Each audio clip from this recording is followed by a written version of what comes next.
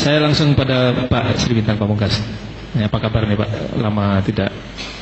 Bismillahirrahmanirrahim. Assalamualaikum warahmatullahi wabarakatuh. Assalamualaikum warahmatullahi. Saya heran Pak Nasaruddin Samsudin, orang Serambi Aceh, masih mengatakan dengan bahasa halus bahwa orang-orang pribumi Jakarta itu dibikin tidak betah. Bukan begitu bahasanya Pak. Kita itu mau digusur sama Cina. Kita itu mau digusur, pribumi dan Islam itu mau digusur. Dan itu sudah sejak 1200-an. 1200-an itu sudah ada. 1200 apa nih? Tahun 1200. Oh, tahun 1200. Jadi sejak Kertanegara, sejak dikirimnya Mengci lalu dipotong telinganya sama Kertanegara, itu indikasi Cina mau menjarah Indonesia, mau menguasai Indonesia, itu Nusantara itu sudah ada.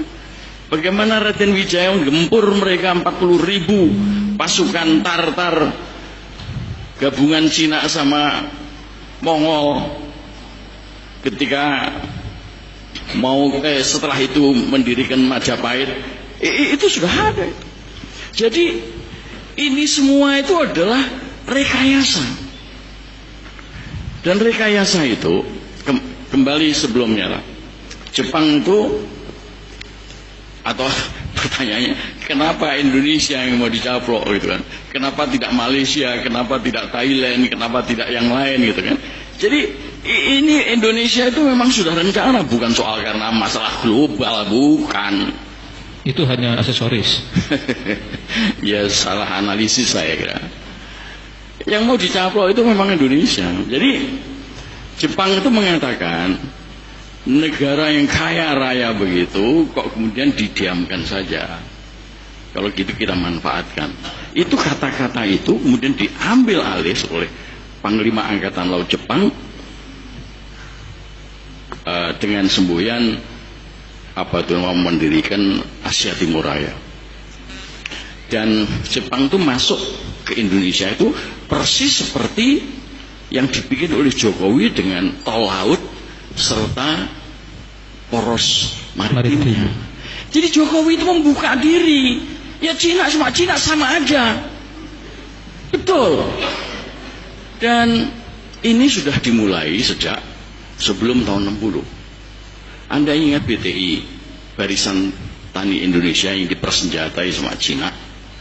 Itu orangnya itu sudah masuk ke Indonesia.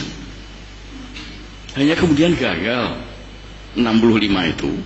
Itu beberapa kapal itu sudah bersandar, masih bersandar di Tanjung Priok dan belum dibongkar.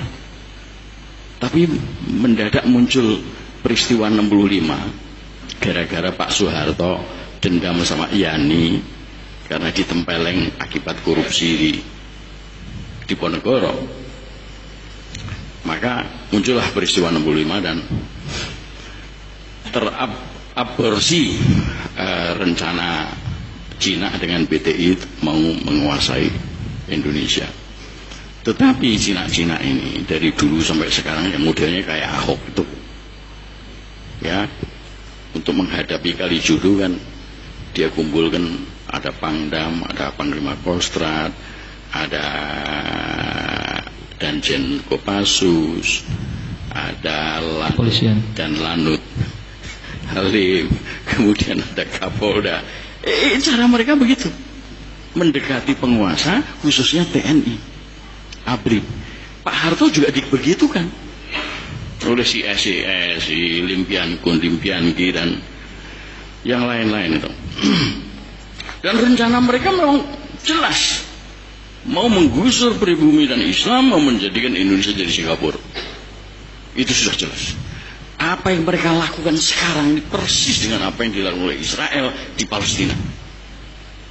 Persis menguasai industri, menguasai ekonomi, habis itu menguasai wilayah. Dan Jawa Barat itu kenapa ada kereta api cepat dan lain sebagainya, itu karena Jawa Barat itu orang-orang Sunda, itu suku Sunda itu nomor 2 di Indonesia. nomor pertama adalah Jawa. Nah, Cina ini pengen menjadi nomor 2-nya. Jadi Jawa Barat harus dihabisi dulu, dikuasai dulu.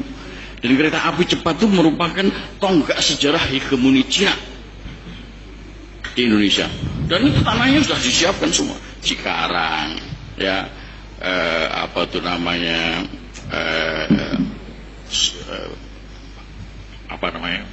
Sinarland, Sumarekon, ya, itu semua sudah disiapkan. Jadi ini memang begitu. Kenapa tiba-tiba Jokowi memaksakan itu? Ya karena itu. Dan di UI kan tanggal 27 Februari tahun lalu sudah disampaikan bahwa ada 10 juta orang Cina untuk masuk ke Indonesia. 10 juta. Nah, itu berupa buruh-buruh sekarang sudah ratusan ribu masuk ke Indonesia, ya. Di Banten, bahkan di Irian Jaya bikin pabrik serta sawah, itu orang-orang Cina. Jati Gede, ya. Dan itu Sumedang, Majalengka sampai ke Kuningan tuh sudah disiapkan dengan industrial estate. Si sempat namanya anaknya Mohtar itu Jim Sriadi sudah menggalang dana untuk membuat pangkalan udara di Majalengka serta peti kemas di Cirebon, ya. Oh, itu semua rekayasa, bukan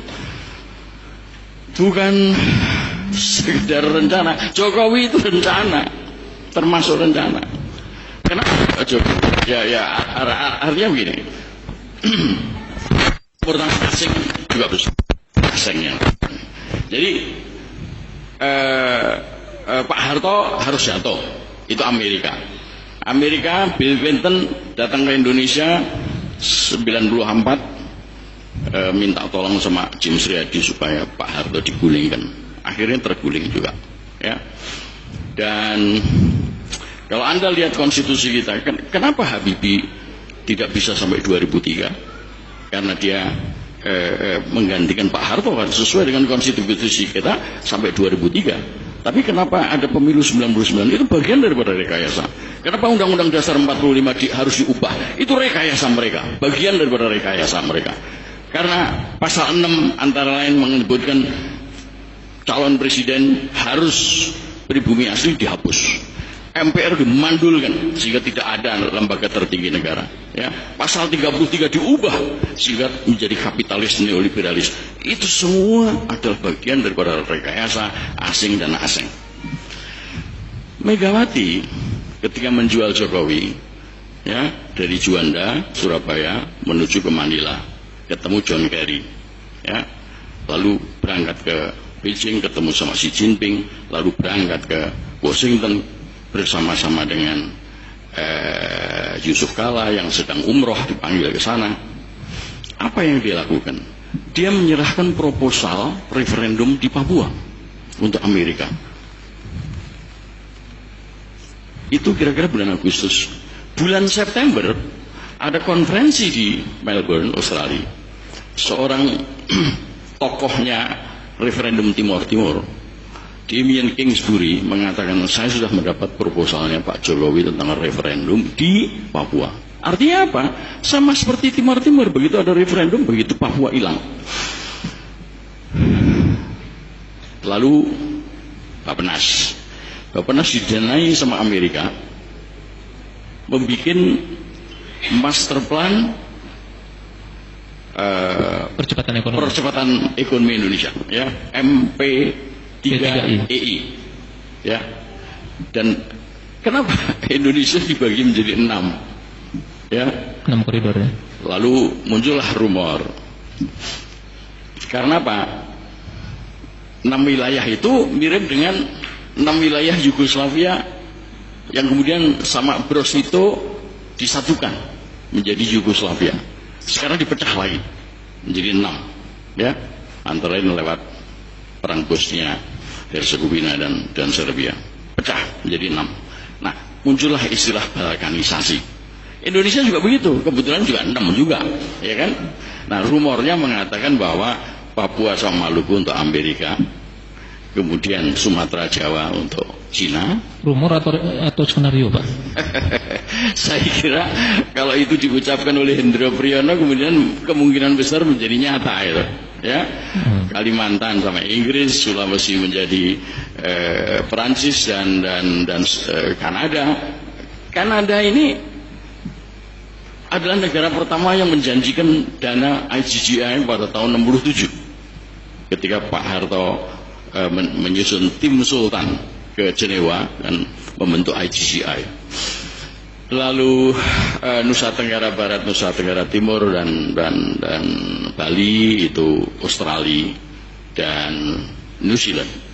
Jadi udah lengkap kira-kira. Tidak berarti mesti harus mereka itu menjadi negara-negara tersendiri yang lalu dikuasai mereka, bukan. Kemungkinan ya seperti Jakarta itu semuanya dikendalikan oleh si Ahok, ya kan. Nanti adalah pengendali protektorat semacam itu, ya. Katanya kan Papua Nugini itu merdeka, ternyata enggak kan, dia di bawah protektorat Australia dan Amerika. Jadi semacam itu. Pak Bintang. Ya. Menurut Bapak, Cina-Cina ini kalau gitu harus diapain, Pak? Harus diusir. Oh iya harus diusir. Kalau kita tahu sejak zaman Belanda Cina itu gede kepala karena dia menjadi warga negara kelas 2 setelah Belanda, ya kan? Dan Indonesia ini bersama Arab dan lain sebagainya, ya, India. Melayu itu memang kelas kambing. Nah, itu masih mau dibawa sampai sekarang. Jadi mereka itu memang merasa mempunyai kelas yang lebih tinggi dari kita. Itu orang Cina datang mengatakan, Pak, memang Cina-Cina itu begitu. Yaitu awalnya nyewa kamar di rumah kita, tapi lama-lama rumah kita menjadi milik mereka. Nah, itu seperti itu. Itu bagian daripada rekayasa, bagian daripada perilaku Cina. Satu lagi, Pak. Kalau Cina itu masuk Islam gimana, Pak? Kenapa? Kalau Cina itu masuk Islam? Pura-pura. Iya kan? Baik. Jokowi kan pura-pura juga tuh. Awalnya kan diketahui sama para wartawan, kok ngambil air wudhunya kok salah gitu kan. Terus kemudian ketemu di Jombang atau siapa dengan Khofifah mengatakan, Mbak Khofifah aja yang menjadi imam. Ini kan pura-pura. Iya. Baik, jadi, Pak Bintang, terima kasih. Terpaksa saya cut dulu. Tambahan. Ini memang bahaya besar. Dan kita harus merdeka, memerdekakan Indonesia dari mereka supaya jangan jadi Palestina kayak di sama Israel. Baik. Takbir. Ya, ini luar biasa, khasnya Pak Bintang masih ada. Saya mau tanya tapi sebelum tanya sudah dijawab dulu.